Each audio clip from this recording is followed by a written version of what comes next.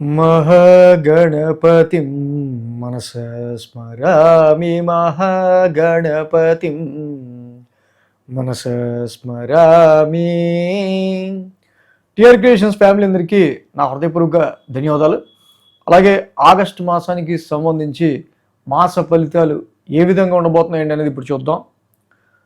దానిలో ముఖ్యంగా మనం చూసినట్టయితే కనుక ఆగస్టులో మెయిన్ ఈవెంట్స్ 2వ తారీఖు సంకటహార చతుర్థి, 11 మహాశివరాత్రి, 12 అలాగే గురు మౌఢమి నడుస్తూ ఉంది. గురు మౌఢమి త్యాగం ఉంది 12వ తారీఖు నుంచి.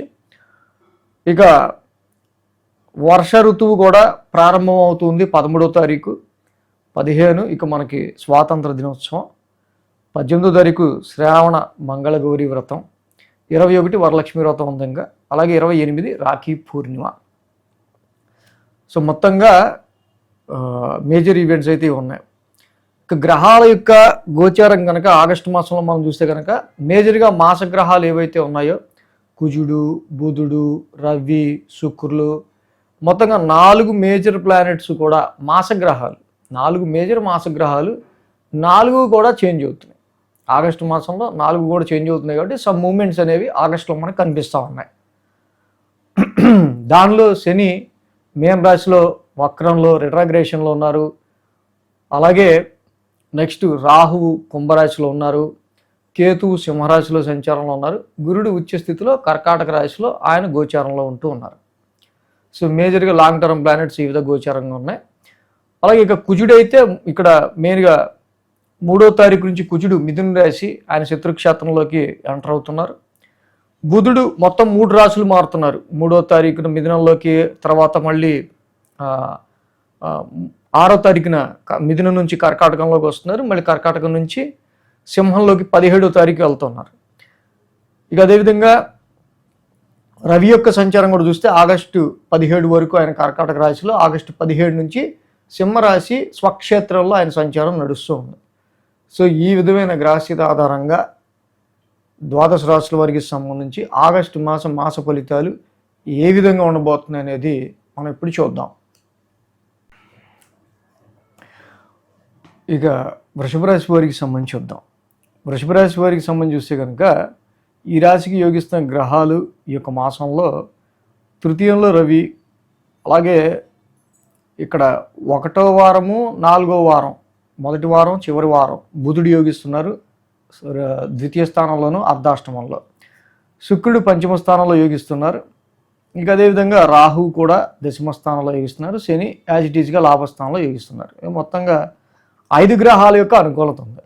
వృషభ రాశి వారికి మెయిన్గా రాశ్యాధిపతి శుక్రుడు. ఇక్కడ మనం చూస్తే కనుక ఆయన చూస్తే నీచులో ఉన్నారు పంచమ స్థానంలో. సో చాలా వరకు కూడా శుక్రుడి యొక్క సంచారం ఇన్ జనరల్గా పంచమ స్థానంలో బాగా యోగిస్తుంది. సో పంచమ స్థానంలో శుక్రుడు జనరల్గా బాగా యోగించాలి. సో ఇక్కడ ఎప్పుడైతే అది నీచరాశి అయిందో లవ్ అండ్ అఫెక్షన్కి సంబంధించిన విషయాల్లో, సంతానానికి సంబంధించి కావచ్చు, అండ్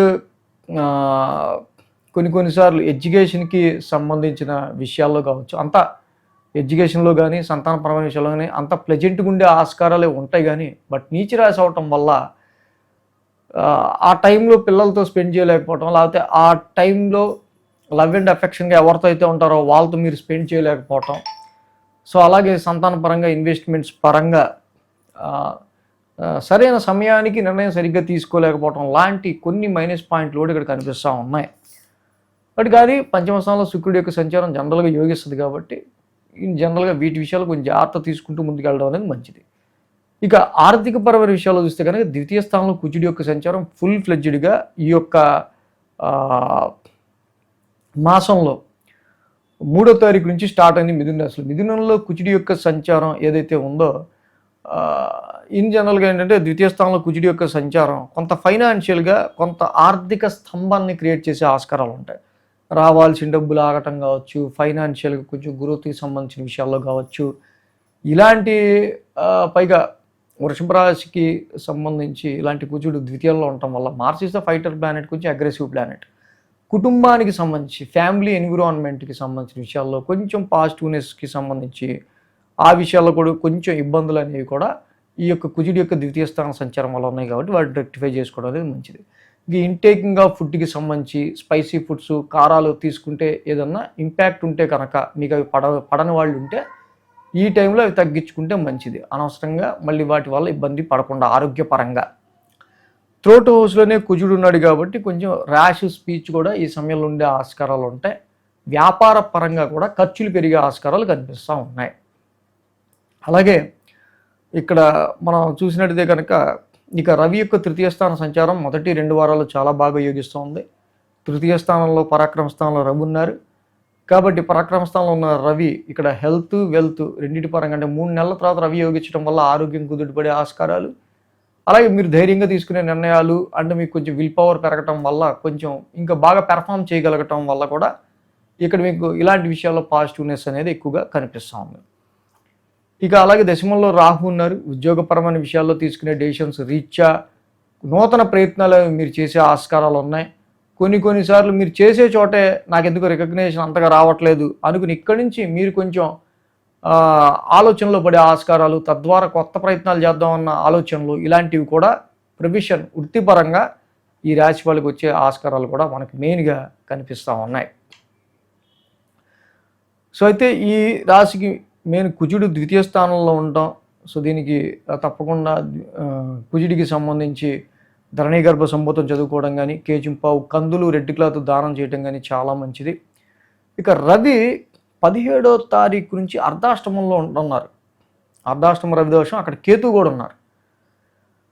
సమ్ డొమెస్టికల్ డిసప్పాయింట్మెంట్స్, వాహనాలకి సంబంధించిన కొనుగోలు అమ్మకాల విషయంలో కానీ, ప్రాపర్టీ సేల్స్ అండ్ పర్చేజెస్ విషయాల్లో కానీ అంత అనుకూలించకపోవడం, అనుకూలతలు తక్కువ ఉండటం, కుటుంబ పరంగా కూడా కొన్నిసార్లు కుటుంబపరమైన విషయాలు కూడా కుటుంబంలో వ్యక్తులకి సంబంధించి ఆరోగ్యపరమైన విషయాల పట్ల కొంత కన్సర్న్ ఇలాంటివి ఉండే ఆస్కారాలు కూడా మనకి మెయిన్గా కనిపిస్తూ ఉన్నాయి. కాబట్టి 17వ తారీఖు నుంచి రవి చతుర్థ స్థానానికి సంబంధించి కూడా తప్పకుండా రవికి కూడా జపాకుస్మ సంకాసం చదువుకుంటే చాలా మంచిది. ఇక బుధుడు ఇక్కడ మెయిన్గా ఏంటంటే వారాంతానికి చివరి వారం ఆయన వచ్చి మెయిన్గా అర్ధాష్టమంలో ఉంటున్నారు. అర్ధాష్టమంలో బుధుడు జనరల్గా నియోగిస్తాడు. సో కాబట్టి 17వ తారీఖు నుంచి అంటే మెయిన్గా ఏంటంటే ఆగస్టు 3వ వారంలో తీసుకునే డెసిషన్స్ ప్రాపర్టీస్ రీచ్ అయితే చాలా జాగ్రత్తగా, డొమెస్టికల్ విషయాల రీత్యా, వాహనాలకు సంబంధించి కొనుగోలు అమ్మకాలకు సంబంధించిన విషయాల రీత్యా కూడా కొంచెం జాగ్రత్తగా డెసిషన్స్ తీసుకోవడం అనేది మంచిది. సో ఈ విధంగా ఈ 2 గ్రహాలకి కుజుడికి రవికి మాత్రం ఈ మాసం మెయిన్గా ఈ రాశి వాళ్ళు చేసుకుంటే మంచిది. అలాగే నిజంగా ఇక్కడ కుజుడు ద్వితీయ స్థాన సంచారం వల్ల మనకి ఆ వారంలో ర్యాష్ స్పెండింగ్ కానీ, స్పీచ్ వల్ల కొంచెం ర్యాష్ స్పీచ్ వల్ల ఎదుటి వాళ్ళతో ఇబ్బందులు కానీ ఇప్పుడు ఉండొచ్చు. అర్ధాష్టమ రవి దోషం వల్ల కుటుంబపరమైన విషయాల్లో కొన్ని ఇష్యూస్ ఏ వారంలో ఏ డేట్స్లో ఉండొచ్చు. ఇలాంటివి మనం వీక్లీ కూడా ఫాలో అయితే ఇంకా బాగా తెలుస్తుంది. ఇక అలాగే ఇవాళ జూలై 29 ముఖ్యంగా గురు పౌర్ణమి, మంచి పర్వదినం. గురుర్ బ్రహ్మ గురుర్ విష్ణు గురుర్దేవో మహేశ్వర గురు సాక్షాత్ పరబ్రహ్మ తస్మై శ్రీ గురవే నమః. గురువునే మనం బ్రహ్మ విష్ణు మహేశ్వర స్వరూపంగా ఆరాధిస్తూ ఉంటాం. ఎందుకంటే అజ్ఞానాన్ని పారద్రోలి జ్ఞాన మార్గం వైపు మనల్ని నడిపించే ప్రతి గురువుకి కూడా ఈ గురు పౌర్ణమి రోజు కృతజ్ఞత భావంతో ఏదో ఒక దక్షిణ తాంబూలాదులు సమర్పిస్తూ ఉంటారు. సో అలాగే మన టీఆర్ క్రియేషన్స్ ఫ్యామిలీలో కూడా నేను చెప్పే వార ఫలాలు, మాస ఫలాల్లో ఎవరికి ఏమాత్రం ఆ గైడెన్స్ ఉపకరించున్నా, మేలు జరుగున్నా సో అడుగుతుంటారు చాలాసారి గురుదక్షిణ మీకు ఎలా సమర్పించాలి ఏంటి అని. సో ఈ గురు పౌర్ణమిని పురస్కరించుకుని ఈ సందర్భంగా ఎవరన్నా కృతజ్ఞతను తెలియజేసేవాళ్ళు డిస్క్రిప్షన్ బాక్స్లో ఏ విధంగా దక్షిణ సమర్పించవచ్చు ఏంటి అనేది నేను ఇచ్చాను ఆల్రెడీ. అక్కడ మన మెయిల్ ఐడి నెంబర్స్ అన్నీ ఉన్నాయి. సో ఆ విధంగా ఎవరన్నా గురుదక్షిణ ఇవ్వాలన్నా ఈ గురు పౌర్ణమిని పురస్కరించుకుని ఇవ్వచ్చు. ఈ వీడియో కనుక మీకు నచ్చినట్లయితే లైక్ చేయండి, షేర్ చేయండి. మరిన్ని అప్డేట్స్ కోసం సబ్స్క్రైబ్ చేయడం మాత్రం మర్చిపోకండి.